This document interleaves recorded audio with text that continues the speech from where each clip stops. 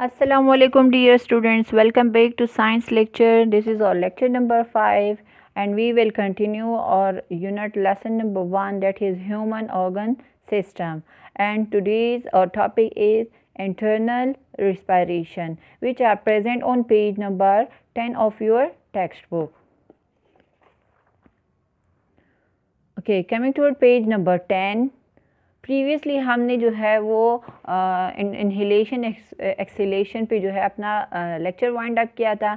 ये अगर आप डायग्राम की तरफ देखें तो ये ओवरऑल समराइजेशन है कल की लेक्चर की या लेक्चर नंबर 4 की, जो हमने जो है इनहेलेशन और एक्सहेलेशन का जो डिटेल एक्सप्लेनेशन हमने किया था। ओके, यहाँ पर अगर इनहेलेशन में आप डायग्राम को देखें तो डायफ्रेम कॉन्ट्रैक्ट एंड फ्लैटन। यहाँ पर इनहेलेशन में डायफ्रेम क्या होता है, कॉन्ट्रैक्ट हो जाता है। ठीक है, यहाँ पर आप ये देख रहे हो, ये डायफ्रेम कॉन्ट्रैक्ट हो गया। ये साइज़ दोनों का आप कंपेयर कर सकते हो कि ये कॉन्ट्रैक्शन है, ये जो है एक्सपेंडिंग है, फैलना है, रिलीजिंग है। तो यहाँ पर इनहेलेशन में डायफ्रेम कॉन्ट्रैक्ट हो जाता है, तो जैसे ही कॉन्ट्रैक्ट हो जाएगा लंग्स जो है वो बिगर हो जाते हैं। दोनों की साइज़ आप देख सकते हो। इसमें इनहेलेशन में लंग्स जो है वो बड़े हो जाते हैं। तो जैसे ही लंग्स जो है वो बड़े हो जाते हैं, इसकी वजह से रिबकेज जो है वो ऊपर की तरफ जो है वो एक्सपेंड हो जाता है। रिबकेज ये पसली जिसे कहते हैं या हमारी छजी जिसे कहते हैं। तो जैसे ही ये एक्सपेंड हो जाता है, यहाँ पर रीजन में जो है हमारी थ्रोट रीजन में प्रेशर कम हो जाएगा और बाहर का प्रेशर इस पर ज़्यादा जाएगा, तो एयर जो है आसानी से एंटर हो जाएगा। तो ये इनहेलेशन का प्रोसेस है। यहाँ पर अगर एक्सहेलेशन में ले लें तो बिल्कुल अपोजिट है। यहाँ पर डायफ्रेम कॉन्ट्रैक्ट होता है, एक्सहेलेशन में क्या होता है, रिलैक्स होता है एंड मूव्स अप। देखिए ऊपर की तरफ ये डायफ्राम जो है, ये पर्दा जो है मूवमेंट करता है। तो अगर जब ये ऊपर की तरफ मूवमेंट करेगा तो ये लंग्स को जो है स्मॉल कर देता है, तो कंप्रेस हो जाती है लंग्स। तो जैसे ही लंग्स कंप्रेस हो जाते हैं, रिबकेज जो है वो डाउनवर्ड की तरफ जो है वो मूवमेंट करेगा और वो कॉन्ट्रैक्ट होगा। यहाँ पर रिबकेज एक्सपेंड होता है और यहाँ पर एक्सहेलेशन में क्या होगा, ये कॉन्ट्रैक्ट हो जाता है। क्या, रिबकेज। तो जैसे ही रिबकेज जो है वो कॉन्ट्रैक्ट हो जाता है तो बाहर का प्रेशर कम और अंदर का ज़्यादा। तो जैसे ही air leaves expel from lungs, तो ये प्रेशर जो है अंदर से वो एक्सपेल आउट हो जाता है थ्रू लंग्स जो है हमारी नोज से। तो ये एक्सहेलेशन। तो यहाँ पर CO2 जो है वो हम रिलीज़ करते हैं, CO2 कार्बन डाइऑक्साइड। यहाँ पर जो है वो कौन सी गैस एंटर होती है, ऑक्सीजन। इनहेलेशन में ऑक्सीजन एंटर होती है और एक्सहेलेशन में कार्बन डाइऑक्साइड जो है वो रिलीज होती है। Okay, now coming towards today's lecture, that is internal respiration और सेलुलर रिस्पायरेशन। सेल इंटरनल जो है वो इसको इसीलिए कहते हैं क्योंकि सेल्स के अंदर होती है, तो that's why it is called internal respiration. या सेल के अंदर होती है तो सेलुलर रिस्पायरेशन भी इसको हम कह सकते हैं। Every cell of the body needs energy for activities. Body की हर एक सेल को जो है वो क्या चाहिए, एनर्जी चाहिए अपनी एक्टिविटीज़, अपनी तमाम कारकर्दगियाँ जो है वो अदा करने के लिए इसको क्या चाहिए, एनर्जी चाहिए। This energy is provided when the oxygen and food molecule react with each other within the cell. और ये एनर्जीज़ को प्रोवाइडेड मुहैया कहाँ से मुहैया होती है, जब ऑक्सीजन और खुराक एक दूसरे से रिएक्शन करता है, एक दूसरे के साथ मिलते हैं, कहाँ पर, सेल के अंदर, within the cell. Cellular respiration is a slow process which occurs at body temperature. Cellular respiration cell के अंदर होती है, तो ये एक स्लो प्रोसेस है, बहुत ज़्यादा जो है वो आराम आराम से होता है क्योंकि ये बॉडी टेम्परेचर के मुताबिक होता है। The oxygen diffuses into the blood through the alveoli and lungs.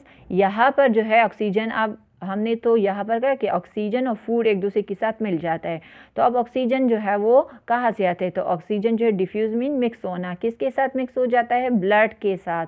Blood में जो है कहाँ से पहुँच जाता है, एल्वियोलाई।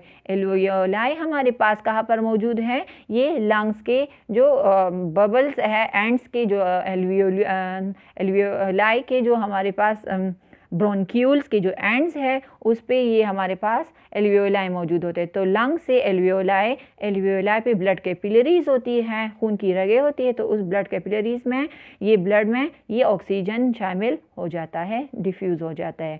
अब खुराक कहाँ से आता है? While food gets into the blood through the capillaries, ये भी रगों के ज़रिए से फूड जो है वो ब्लड में शामिल हो जाता है। अब ये कैपिलरीज कहाँ पर होती है? ये विलाई में होती है, विली में होती है। और विली जो है वो कहाँ पर मौजूद होता है? विलाई स्मॉल इंटेस्टाइन्स के वॉल्स पे होता है। तो स्मॉल इंटेस्टाइन के वॉल से ये डाइजेस्टिव सिस्टम के ज़रिए से खुराक विलाई से पास होके फिर ब्लड कैपिलरीज में, और ब्लड कैपिलरी से जो है ये खुराक जो है इस तरह जाता है, खून में शामिल हो जाता है।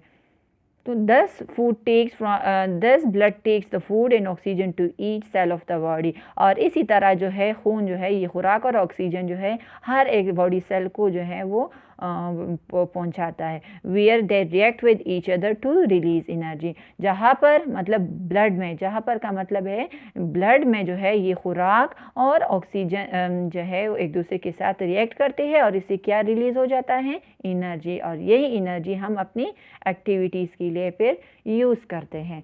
तो ये हमारा हुआ इंटरनल रिस्पायरेशन कि किस तरह अंदर जो है रिस्पायरेशन, जो हम तो कहते हैं कि सेल जो रिस्पायरेशन में एनर्जी जो है वो प्रोड्यूस होती है। अब वो एनर्जी सेल के अंदर कैसे बनती है, कौन कौन से तरीक़ों से या वेज से जाती है और कहाँ से आती है? तो फूड डाइजेस्टिव सिस्टम से जाएगा, ऑक्सीजन रिस्पायरेटरी सिस्टम लंग्स के ज़रिए से जाएगा, खून में शामिल हो जाएगा और जैसे ही ये रिएक्ट करता है तो इससे एनर्जी जो है वो प्रोड्यूस हो जाती है। यहाँ पर ये हमारे पास क्या है? Food plus oxygen. इससे क्या बन जाता है? जब खुराक और ऑक्सीजन रिएक्ट करता है, दो चीज़ें जब आपस में रिएक्ट करते हैं उसको क्या कहते हैं? रिएक्टेंट्स। क्या कहते हैं उसको? रिएक्टेंट्स। तो ये दोनों रिएक्टेंट्स है फूड और ऑक्सीजन। इससे क्या बन जाता है? Carbon dioxide plus water plus energy. Main चीज़ यही है, ये वेस्ट गैस है जो कार्बन डाइऑक्साइड एक्सक्रीशन से निकल जाता है और वाटर भी जो है वो हमारी बॉडी से थ्रू स्वेट जो है वो पोर्स के ज़रिए से हमारी बॉडी से रिलीज़ होता है। जब बहुत ज़्यादा बॉडी टेम्परेचर राइज़ हो जाता है, बहुत ज़्यादा जो है वो गर्म हो जाता है अंदर, तो ये वाटर जो है वो स्वेट की फॉर्म में फिर निकलता है और हमारी बॉडी को कूल डाउन करता है। तो कार्बन डाइऑक्साइड वाटर एनर्जी को हम क्या कहते हैं? प्रोडक्ट्स कहते हैं। सो प्रोडक्ट्स प्रोड्यूस से निकला है, जो चीज़ बन जाती है रिएक्शन के दौरान, नया चीज़ जो बन जाती है हम उसको क्या कहते हैं? प्रोडक्ट्स कहते हैं। So food and oxygen are the reactants, carbon dioxide water and energy are the products of cellular respiration। The blood leaving the cell contain extra water and carbon dioxide। खुराक ब्लड जो है जिसमें मतलब cell, इसमें extra water और carbon dioxide होता है, ये यहाँ पर इसकी एक्सप्लेनेशन है। This blood reaches the lung and carbon dioxide is release from into the air from the lungs. ये जो है मतलब जैसे ही ये लंग्स में पहुँच जाता है तो ब्लड से ये कहाँ पर पहुँच जाता है? लंग्स में, और लंग्स से ये कार्बन डाइऑक्साइड जो है थ्रू एयर हमारी नोज से एक्सपेल आउट हो जाता है, जिसे हम एक्सीलेशन कहते हैं। Okay, coming towards next topic, that is difference between breathing and burning process। Difference mean क्या क्या ब्रीथिंग में सांस लेने में और बर्निंग जलाने में, क्योंकि दोनों जो है वो एनर्जी रिलीज़ करती है, तो दोनों में क्या फ़र्क है? तो both respiration burning are releasing energy releasing process. दोनों जो है इससे एनर्जी जो है खारिज, रिलीजिंग में मतलब खारिज होना को कहते हैं कि मरहला है, प्रोसेस हैं। And are similar in terms of raw materials and products. Raw material खाम अशिया जिसे कहते हैं जो रिएक्टेंट्स है, मतलब जो चीज़ें नई चीज़ों बनाने के लिए जो अशिया हमें चाहिए उसको हम रॉ मटीरियल्स कहते हैं।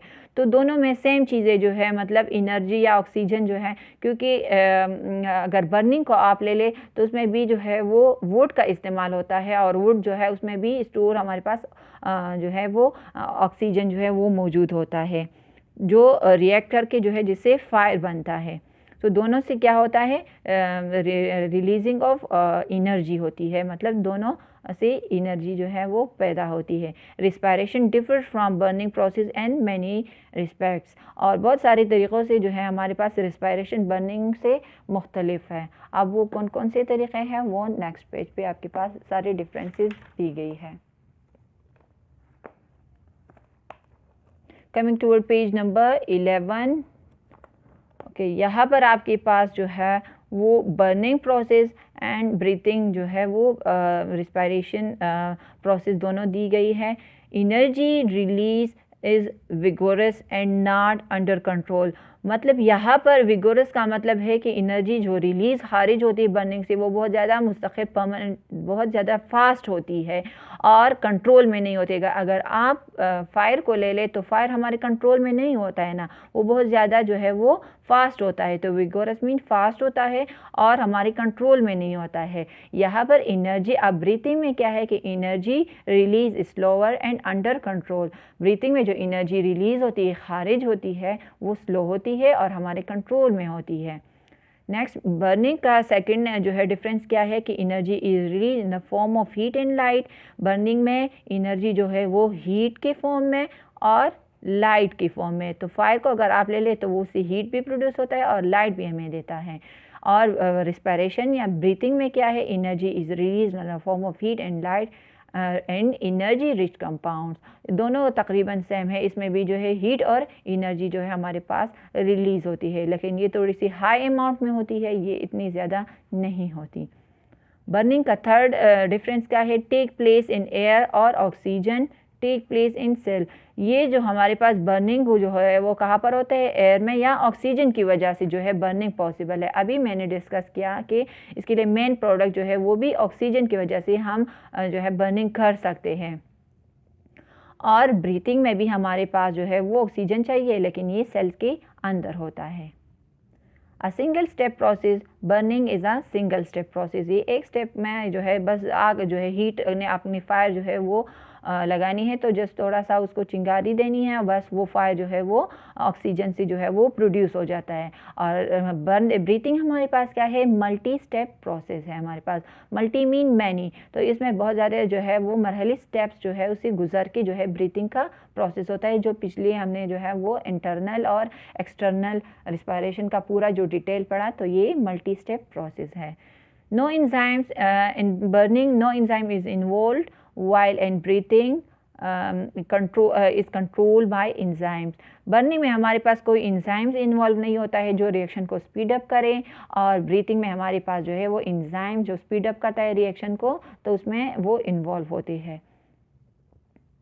More energy is release, burning में बहुत ज़्यादा एनर्जी रिलीज होती है और less amount of energy is release. और ब्रीथिंग में जो है वो कम अमाउंट में मकदार में एनर्जी रिलीज़ होती है। It occurs at high temperature, burning जो है हमारे पास हाई टेम्परेचर पे होता है, और ब्रीथिंग जो है it occurs at body temperature, और ब्रीथिंग हमारे पास जो है वो बॉडी टेम्परेचर में होता है। जाहिर सी बात है सेल के अंदर होता है तो ये बॉडी टेम्परेचर पे डिपेंड है। तो ये वो मेन डिफरेंसेस हैं जो ब्रीथिंग और बर्निंग में हमारे पास जो है वो कुछ पॉइंट्स है जो हमने डिस्कस किए। उम्मीद है आप लोगों को आज के लेक्चर की समझ आई होगी। अपना बहुत ज़्यादा ख्याल रखें। अल्लाह हाफिज़।